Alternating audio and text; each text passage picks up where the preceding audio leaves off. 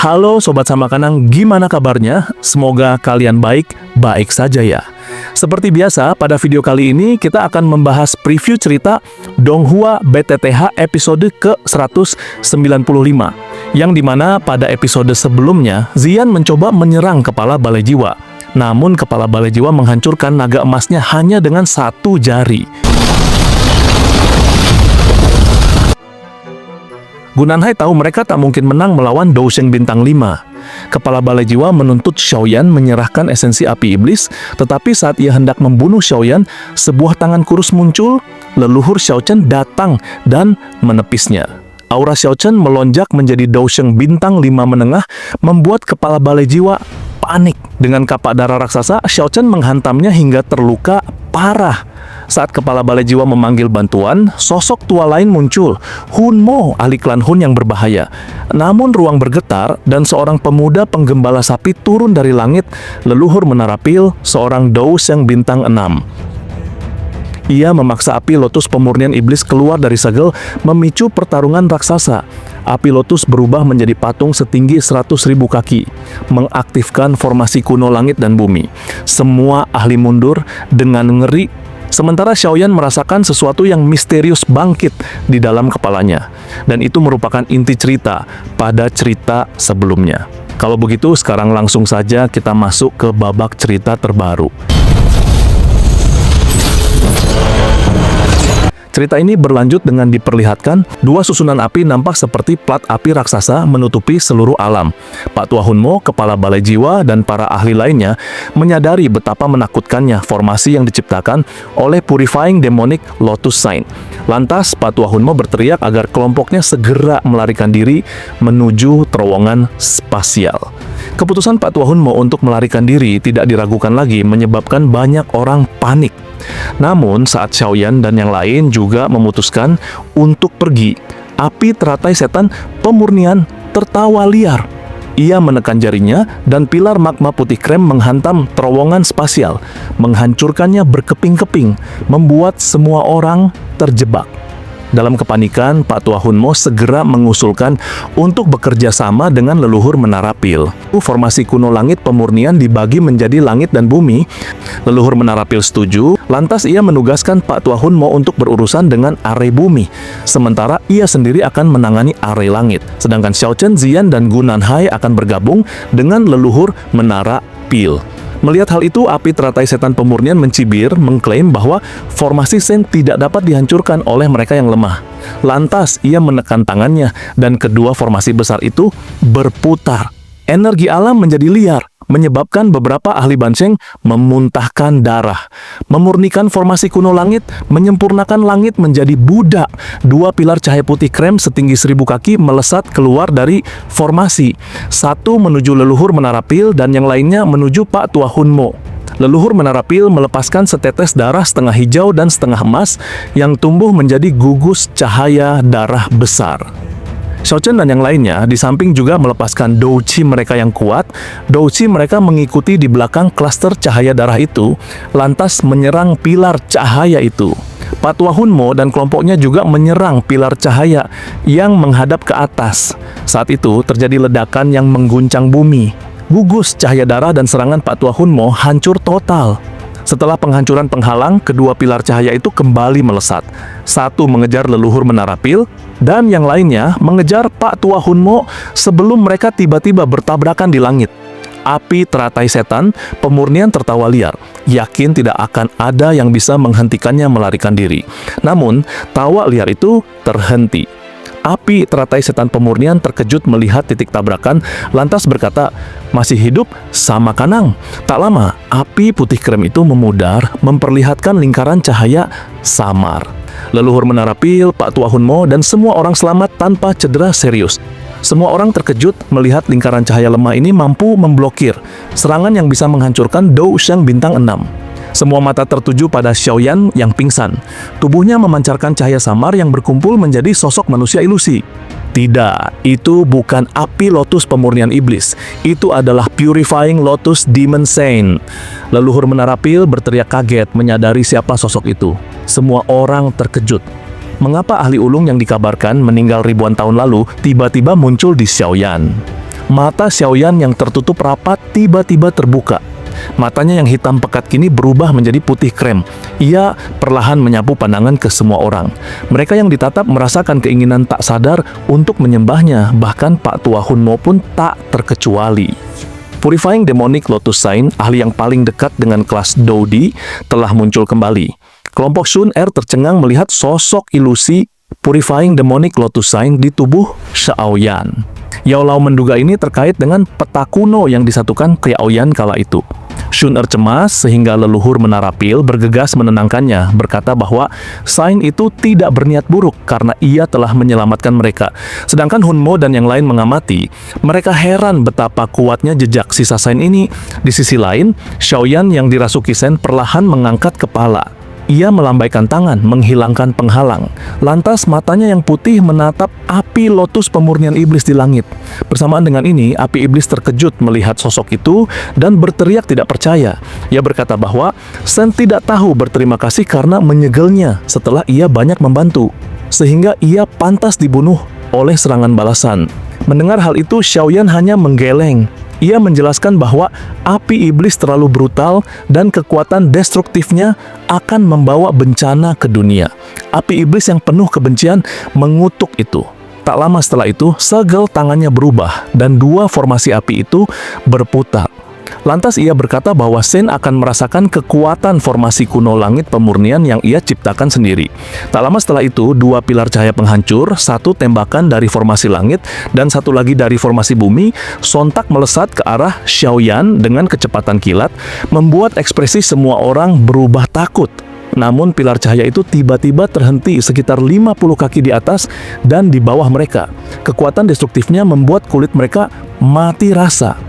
Xiaoyan tersenyum tipis. Ia berkata bahwa api iblis bukan tandingannya dalam formasi ciptaannya sendiri. Mendengar hal itu, api iblis mengutuk dirinya. Namun, ia terkejut karena kendalinya atas formasi menghilang. Tiba-tiba dua formasi besar itu bergetar dan api putih krem masuk ke tubuh api iblis, membuatnya kehilangan kendali.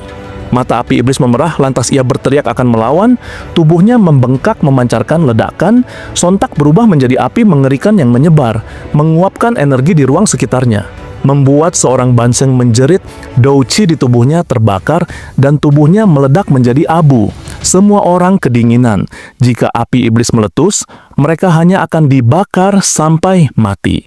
Melihat hal itu, Xiaoyan lantas berkata, "Cepat pergi. Tidak ada yang bisa hidup jika api iblis benar-benar meledak."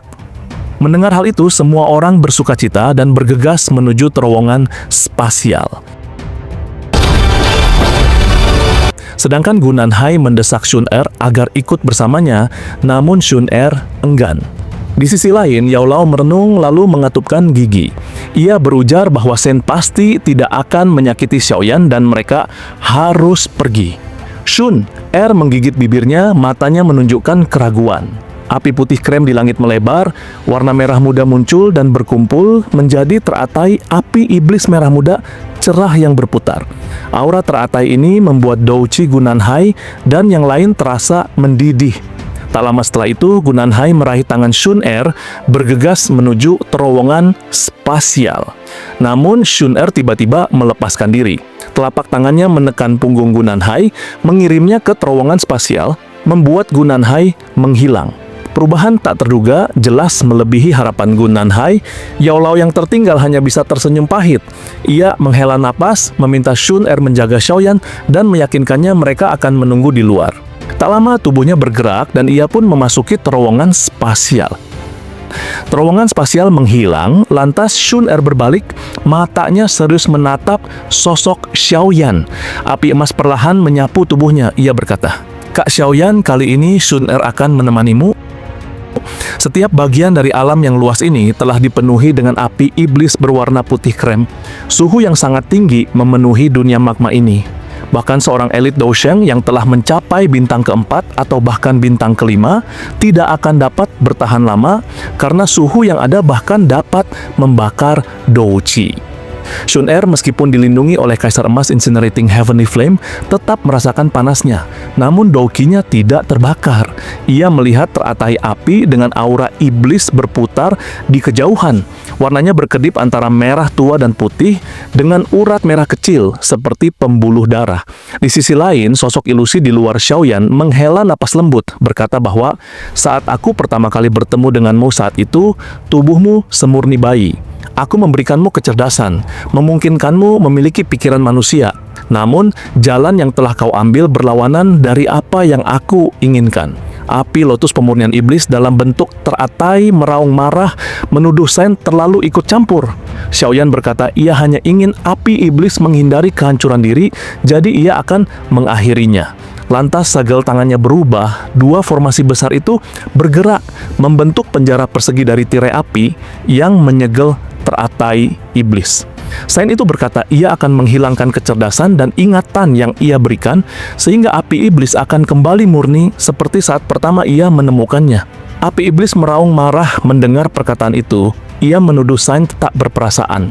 Lantas teratai itu berputar liar, melepaskan gelombang api berwarna darah yang membuat tirai api terdistorsi. Sain itu teringat bahwa ia tidak mampu menghapus ingatan api iblis saat itu, sehingga ia menyegelnya, berharap agar sifat kebrutalannya lenyap. Lantas ia mengubah segel tangannya. Formasi mulai runtuh dari luar, membuat pilar api di pusat makin padat. Api iblis menyerang tirai api dengan liar, namun sia-sia. Tangan ilusi Sain itu melambai.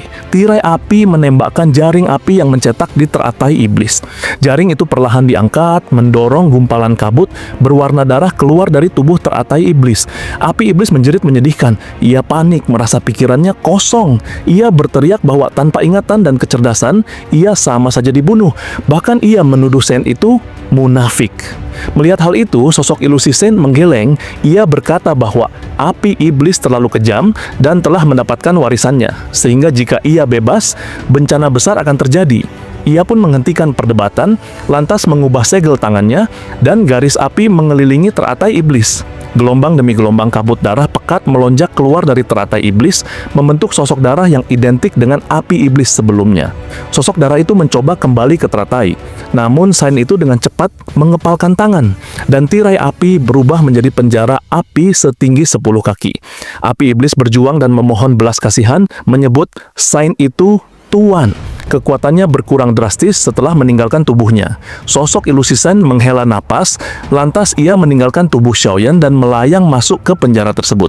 Di sisi lain, Shun Er bergegas meraih Xiaoyan. Xiaoyan yang jiwanya terbebas dengan lembut memarahi Shun Er karena tidak pergi, sembari ia menggenggam tangan Shun Er. 要是襄阳哥哥有他们那般资源，只怕都突破到斗。 Di dalam penjara, Sain mengusap kepala api iblis dengan senyum hangat.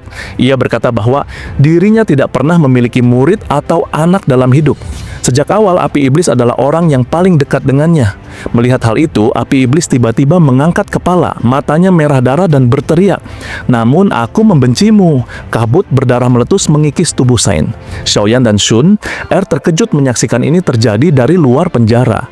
Api lotus pemurnian iblis ini terlalu keras. Wajah Sain menjadi samar. Ia menghela napas lembut, sembari perlahan mengulurkan tangan. Sontak ia berkata, "Bersama-sama kita akan menghilang dari dunia ini selamanya."